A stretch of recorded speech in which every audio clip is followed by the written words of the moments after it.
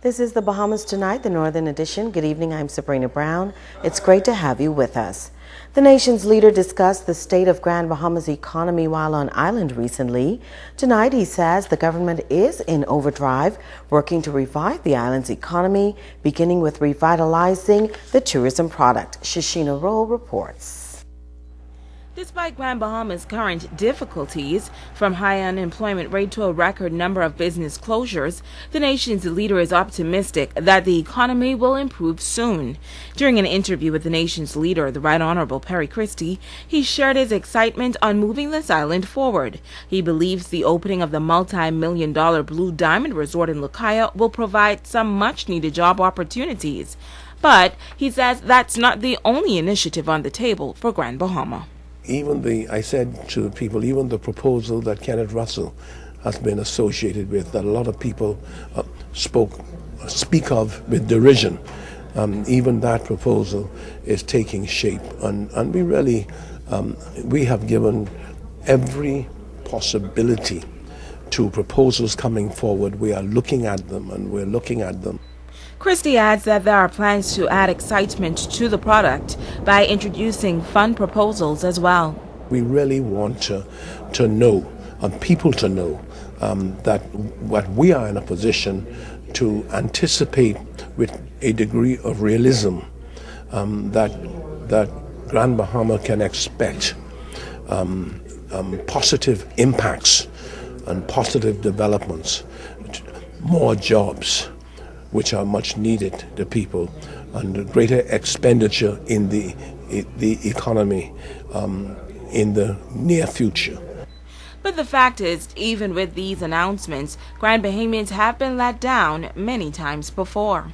I sometimes speak about the despondency that has set in Grand Bahama, almost like the will has been sapped as to, and therefore you got to see it happen before you believe it, or Christie's only talk and whatnot. And so, the fact of the matter is, people's expectations were high after the general elections, but it takes time, and we are putting a lot of time in. I can tell you that I'm moving back and forth in different places of the world as we speak.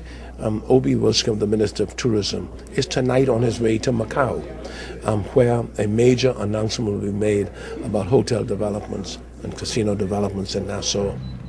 But the Prime Minister is assuring residents that much emphasis is being placed on resuscitating Grand Bahama's economy. Grand Bahama, I think, is on the move. I think it isn't wrong for me to say that from the position I'm in, I'm very excited about the possibilities as they are looming larger and larger. Shashina Roll, ZNS Network News. A 42-year-old man is in critical condition after he was shot at a house in Coral Gardens.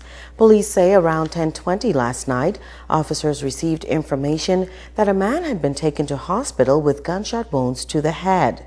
According to police, the Freeport man fell asleep while at the residence in Coral Gardens and was awakened by another man who told him that he had injuries to his head and hand. He was taken to the local hospital by private vehicle and airlifted to the Princess Margaret Hospital around 2:30 this morning for further medical attention. Police tell us that a 27-year-old female is assisting them with their investigation into this matter. Meanwhile, police believe they may have broken a ring involving attacks on churches here on Grand Bahama. The suspects are behind bars tonight, and the stolen equipment now in the possession of the police. Shakara Trott has details. Itself was heart-wrenching to even to see and to experience that people will continue to go to the length and breadth of even breaking into the churches, grounds that we call sacred ground. A number of churches in the Hawksville community have been the target of vandals recently. The culprits reportedly removed electrical equipment, cords, mixer boards, audio boards, amplifiers, along with other important items from the religious institutions. Crime doesn't pay is the message crime manager at the Eastern Division wants to send to all criminals and those who may be contemplating criminal behavior. If you take this lifestyle of crime, it wouldn't help you. It'll harm you in most instances. So we just want people to be aware that this is something they don't need to really get into. There's so much other stuff out there that you can do and hope to obtain money instead of having your name getting called up in small and petty stuff. According to senior pastor of the Universal Household of Faith, Bishop Ricardo Grant, thieves went to extreme limits to steal expensive equipment that is important to the work of the church. You know, the kind of systems that we use in our churches today, these are not, these are very expensive items. These are not just cheap items that you just get over the counter just like that. These items you have to bring in actually. And the kind of equipment to drive these systems nowadays, the computers that's in these computer module, that is very expensive. Thankful for a safety vault, Elder Granville Williams of Faith National Church said the incident made him realize the importance of liaising with police. He encouraged persons to work along with authorities. I thank God for them in the community. They're doing a good job. And we must, hats off to them. Because they can't be everywhere at the same time. But when they could be in the area, they're there. Assistant Superintendent of Police Loretta Mackey then appealed to the community to mark and identify all personal belongings. We are asking persons to mark the items properly.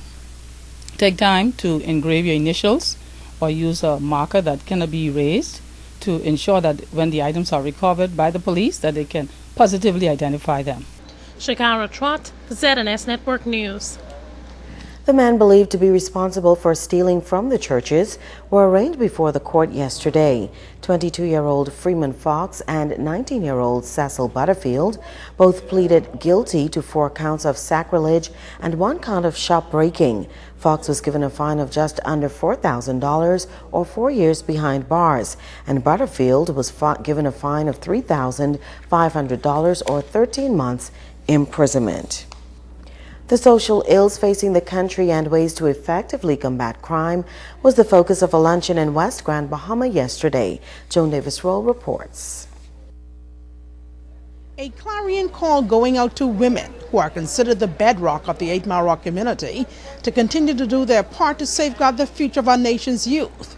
The appeal coming from Minister Rita Stewart as she addressed a special post-Mother's Day luncheon hosted by Urban Renewal. This is a faith walk, mothers. This is a faith walk, fathers. So let us stand firm. Let us stand strong. We can deliver our sons and our daughters. We will deliver it. We will take back everything the devil has stolen from us. For the weapons of our warfare are not carnal, but they are mighty in God to the pulling down of strongholds. And we pull down the strongholds. The stronghold of violence, we pull it down. The stronghold of bloodthirsty men, we pull it down. The stronghold of homosexuality, we pull it down. The stronghold of voodoo and witchcraft, we pull it down. The stronghold of abuse and violence in our land, we pull it down. Come on, pull it down. Reports reveal that many serious crimes in the country are being committed by young men. Deputy Director of Urban Renewal Michelle Reckley issued a challenge to break this vicious cycle. When she spoke about the social problems, I don't want you to believe that she was exaggerating or saying that these things may be happening. We see them every day. And you know what? It is all of our responsibility. While everyone sit on their high horses and they point fingers every day and they want to know what is wrong with Miss Susie Boy.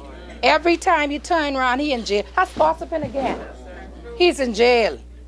What are you doing to assist that young man? Have you ever taken the time to see why or to ask why? I want to challenge you today that throughout the community of 8 Mile Rock, be the mothers that you know you are. Stay on your knees. Together we can rid this country of crime. We can rid it of poverty. Reckley says while Urban Renewal is doing its part to raise the social conscience, it is time for the Bahamian people to get back to basics. Like the word of God says, I don't care who you are, what you have. If you do not have love, it profits you nothing. It profits you nothing. So while everybody can speak and everybody claim they have a solution, where is the love? Joan Davis-Roll, ZNS Network News. Stay with us. The Bahamas Tonight Northern Edition is coming right back.